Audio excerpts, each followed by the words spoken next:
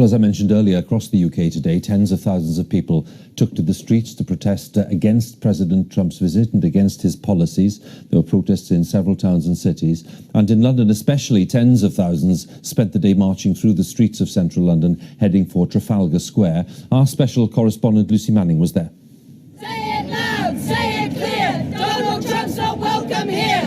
His name echoed round the streets of London. It was on the posters they carried, the T-shirts they wore. They were loud and they were certainly many, but as tens of thousands came to protest against President Trump, he wasn't even in the city to see or hear the anger. The relationship normally a special one, the highest level of special, said the president, but they weren't lining the streets for the American president, but against him. I think his policies are awful. I think the way he talks to people, the way he talks about women, the way he talks about disabled people, the policies on climate change, the list of things he does wrong is long. You're not going to stop Trump, are you? I think peaceful protest is a beautiful thing. What do you make of so many British people coming out against your president? It's really nice that they care that much. The day of protest started with London's newest tourist attraction, flying outside Parliament, the Trump baby balloon. Not huge in size, but big in impact. I think it's brilliant. I think it's an epitome of British humour, really, and I think Trump doesn't get that. But I think it stands for the way that we deal with things we don't like.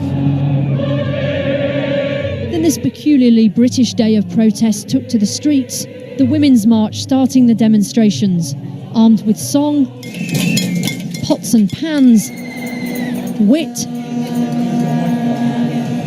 and anger.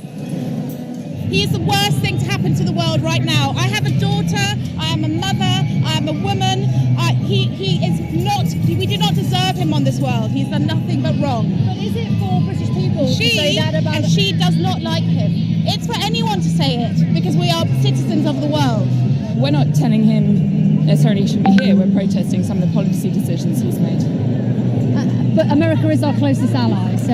Yeah, and this is not against America, this is against Trump. Then the main anti-Trump protest of the day, filling central London.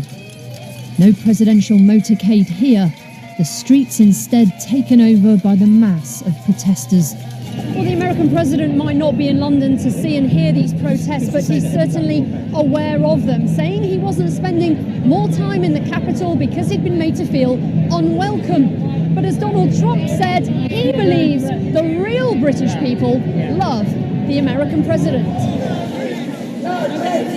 But across the country there were protests. In Glasgow, as he landed in Scotland tonight, and in other cities. Say Trump, Trump, Trump the Trump, say Trump, Trump, Trump the Trump. Trump is not good, say hey, say ho, Donald Trump is good. Meanwhile, Trump's supporters toasted his arrival.